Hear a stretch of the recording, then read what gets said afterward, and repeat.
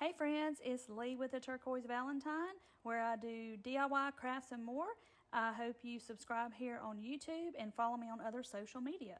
We're going to do a beaded garland today, and I got this table scatter from Hobby Lobby. You're going to need some fabric, scissors, twine, and beads of your choice. So I'm going to take these scatter pieces, and they're actually beads. The trees in the pack actually have a little tunnel in the middle, and they're beads. So I decided I was going to use them for some garland. So I got some wood beads, and the check beads are from Amazon.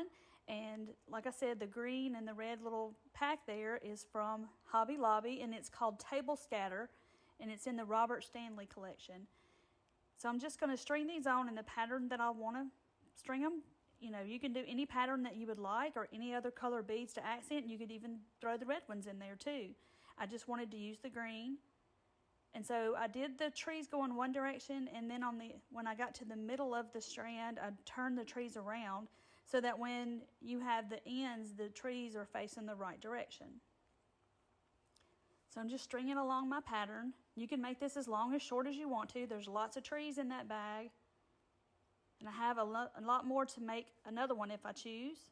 You can make these as gifts, whatever you want to do. And there's my pattern. And so now I take my fabric that I chose, and I've tore it into strips, and I just use a little black buffalo check and some green buffalo check and some ho-ho fabric, just whatever colors you want to do to accent that match the decor that you have. So I just kind of stack it all up in a stack. Usually it's about 13 or 15 strips. I never really count, so I just stack it up to where I like the thickness of my tassel. And then I tie it on. I tied a couple of knots there to hold it, steady where it won't come untied. And then I tuck that little tail of the knot up into that bead.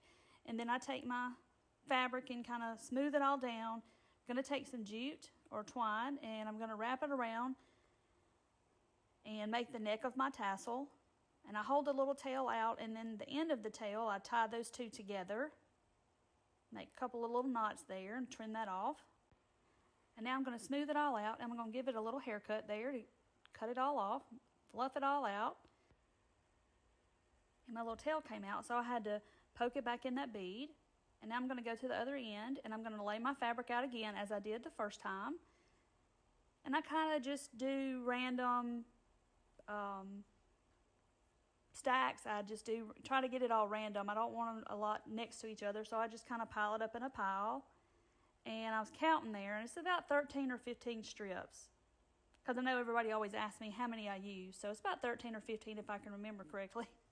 So then I just tie a knot there. And you want to pull your beads tight, but not tight enough to where the garland doesn't flex.